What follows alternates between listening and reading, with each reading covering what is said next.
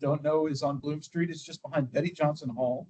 It's actually a food forest, I would say. There's a lot of perennial foods there. So if you want some more sustainable sweetness a little later in the season, please join us for our annual service berry foraging party. It'll be coming up. Oh, I don't have the date in my head, but May 19th. And we'll be gathering at 12:30 at the garden that's closer to this building, the main garden commons, next to the Baptist Center at 12:30. And we'll walk around campus and end up at the Urban and Public Affairs Garden, filling up our pails with these wonderful native fruits that are also right under our noses and we don't see. And instead we buy blueberries from Maine. Like, what? This is great free local food in front of you. So get to know it, right? So anyway, this one beehive may be the only beehive in the world, but certainly in Louisville, Kentucky, that has ridden on an elevator and then a bicycle. Have you known any bees that have ridden a bicycle? The honey you are eating came from bees that rode a bicycle. Is that the coolest thing you did? I've never been involved in moving a beehive off of a roof, but it was fun. Nobody got hurt. No bees were harmed in the process, and they only had to go a few blocks on a bike trailer. It was well after, it was not a busy time on campus. It wasn't during the big class change, don't worry. So yes, that beehive lives with another beehive at Urban and Public Affairs, and right now is our main nectar flow of the season. So the bees are out foraging like crazy right now, gathering nectar from all over. People often ask me about, why does the honey taste this way? It's all seasonal. It's all based on what is available locally for the bees. So we don't necessarily plant anything specifically for the bees in mind, but really that whole orchard I was talking about, all of those are making blossoms right now, right? And then things you don't even think about, like our native yellowwood trees are a fantastic pollinator tree. They make lots of blossoms. We don't eat them, but the bees do, right? And now we're eating their product. So we have had a beekeeper, Gavin Phillips, for a couple of years now, who is a grad student in biology, super knowledgeable about beekeeping. Unfortunately, he was in a car accident and has been pretty severely injured. I don't know the details other than that. So he hasn't been able to join us today. The car accident wasn't like yesterday, but he's recovering. And he's moving on. He's graduating. Yay for graduating. So I am currently looking for the next beekeeping intern who wants to mentor with us. It would be ideal if it's someone who has a little bit of experience with beekeeping, so we're not starting completely from scratch. But if you're interested in that, come let me know. As you can see, we also have lots of extra honey from last year's harvest. So we sell this honey, $10 a jar. I just went to Value Market yesterday. The same jar of local honey was $13. So this is a steal, right? I'm sorry we don't have a really great way to take payments. Cash only, but if you'd like a jar of honey, $10. And we have more where that came from. So if you'd like many jars of honey, yes, let me know. Any questions about our bees or honey before we move on to the topic of maple syrup? And then Robin's going to take over and do a big reveal of our new sustainability rating. You will be the first to hear about it. Any questions about bees? Okay, well, let's move over to our wonderful community partner, Dave Barker, who has been coming to campus for basically a decade now. Dave is the reason we are tapping our maple trees. None of us knew we could even do it.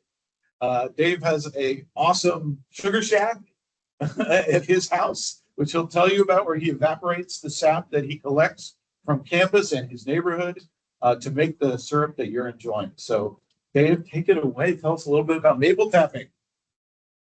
Woo! So one of the things that we do as a maple syrup producers, we kind of what the bees do for syrup, yeah. So the bees are collecting or pollen, kind of they're kind of evaporating some stuff. Yeah, they do. They beat their wings to evaporate. So they're doing syrup on very time scale. So they do all the hard work. Yeah, exactly.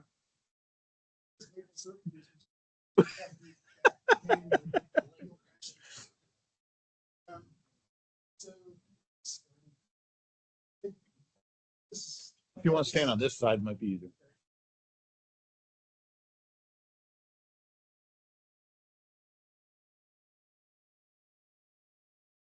we call this maple syrup in the small because we do it on a very small scale relative to big maple producers in the Northeast. And we tap maybe the max, and I think most trees we ever tap is maybe 120 trees.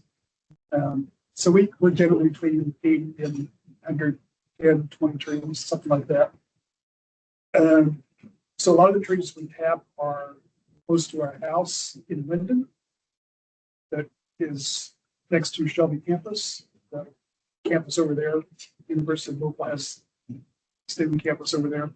So a lot of the trees we tapped are over there. And we also tap some trees here on campus.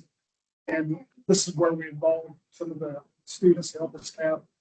And the season for maple syrup is generally somewhere between late December and mid-February.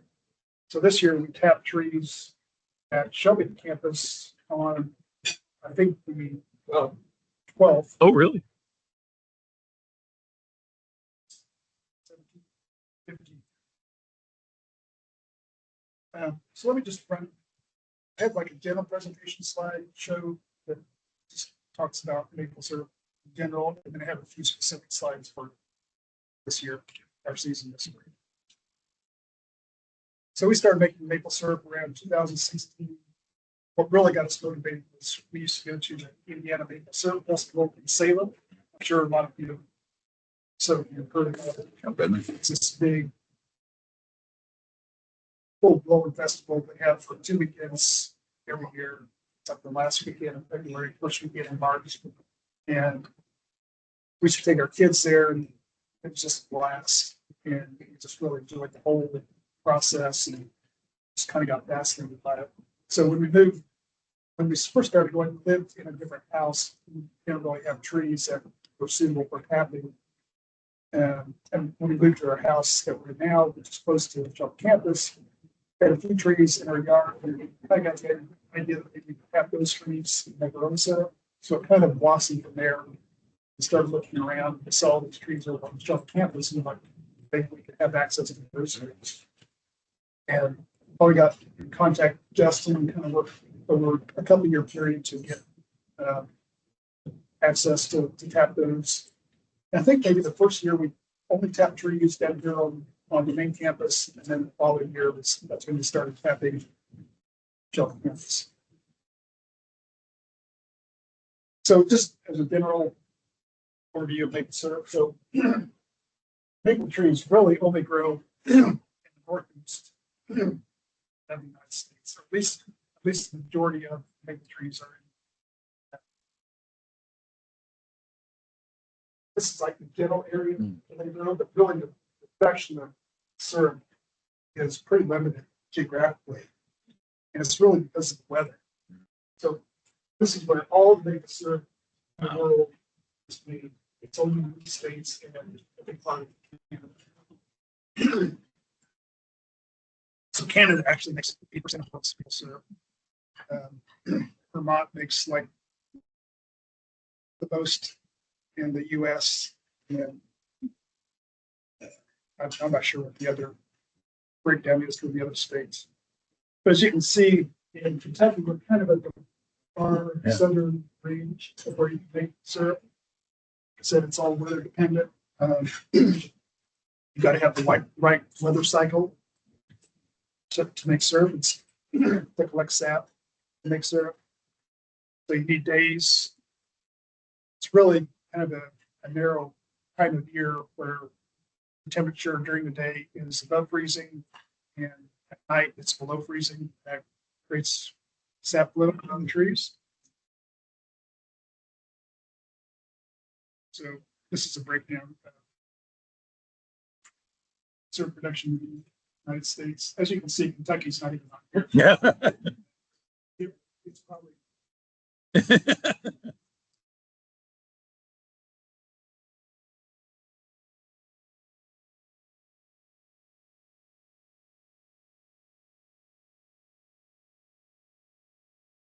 So Canada makes 7.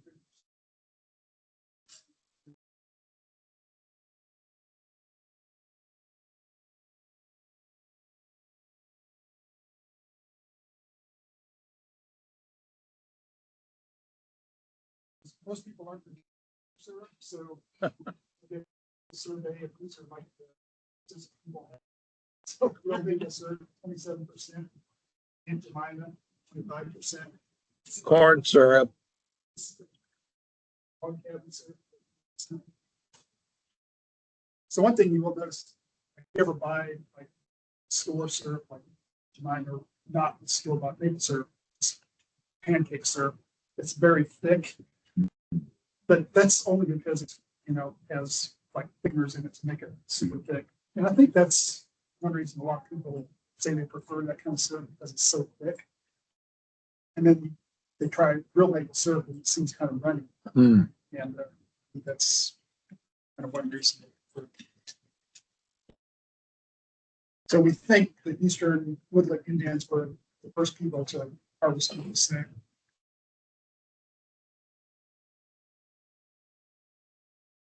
By the 1700s, settlers were picking the Indians out and forcing them into their own syrup.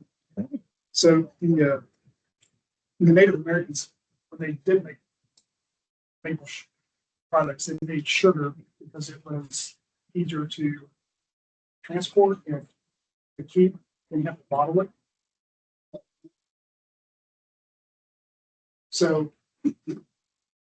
they would always make sugar, and the produce, like even the Europeans later on, when they first started making maple products, they made sugar too, because it's really hard to bottle syrup, and there really wasn't a market for just syrup back in the day. I mean, people were not just eating pancakes all the time. Really,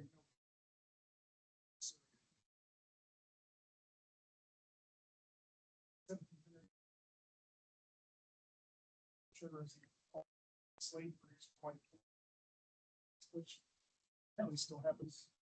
Yep.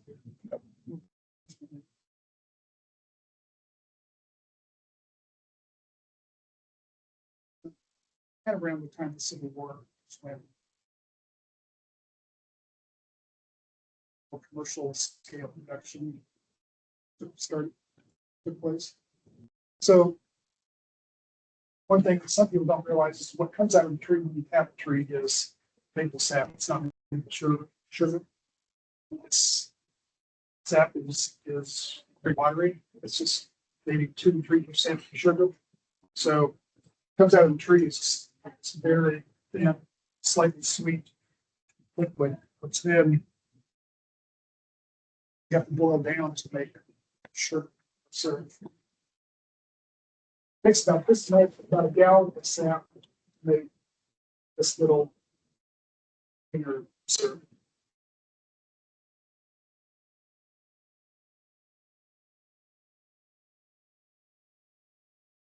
For a long time, people didn't really bother tapping anything other than sugar maples, because there's always kind of anecdotal evidence, I guess, that red maples can make good syrup. And they've done recent studies at University of Vermont and found that red maples basically produce the same quantity of sugar that sugar maples do. In general, the sugar content is less in red maples, but they produce more sap over, broad. That's kind of a broad generalization. And you can also use silver maples and box elders to get sap, but their sap is not as sweet as red or sugar maples. So sap, as I said, only flows for a few weeks during the year. It's got to be that sweet spot where temperatures are below freezing at night, above freezing during the day.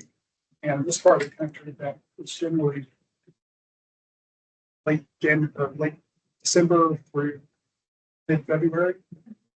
And as you move further north to the northeast, that tends to be seasons late January or 1st of February. Back before climate change really started happening. They weren't tapping trees in the Northeast until April. But now everybody's tapping February, maybe early March at the latest.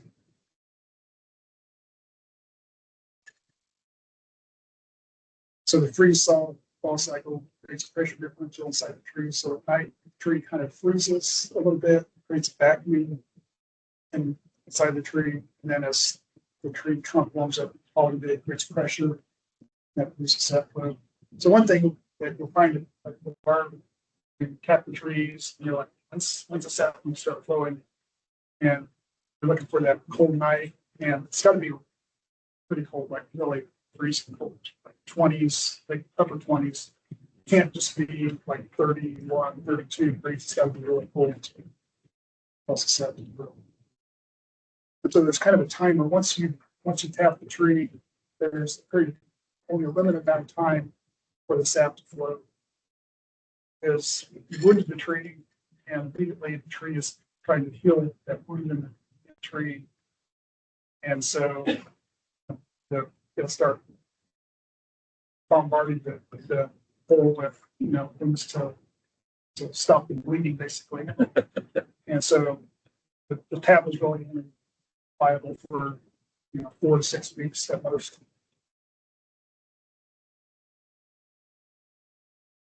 And one of the smart things that tried to do in the 60s and 70s is they made little formaldehyde tablets and you put it in a tap hole. Huh. When you drilled it, that would basically keep it sterile for a period of time, keep the hole viable for a longer period of time.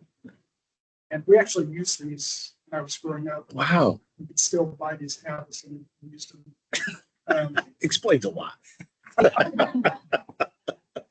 But the funny thing is, one of the reason they stopped making these, not because they're getting saplings coming to trees. Oh. So I'm thinking if it, on the trees, we'd still use it for now. Oh my God.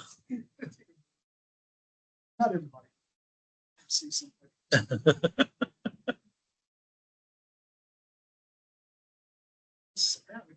Canada keep using these until 1990. Wow. Don't get any Canadian syrup. So sap collection started out in buckets. Buckets is just, that was the way it was for a long time. And we just have a few, maybe 120 buckets now. Sometimes that seems like a lot of work, especially when you're on campus where you've got to walk a ways. And it's just hard to imagine some of these people back in the early part of the century that have thousands of taps, and it's all on buckets. And it's on a hilly terrain, and they're just, that was a lot of work to have to haul that sap.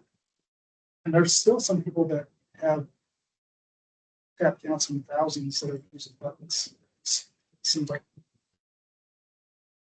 it's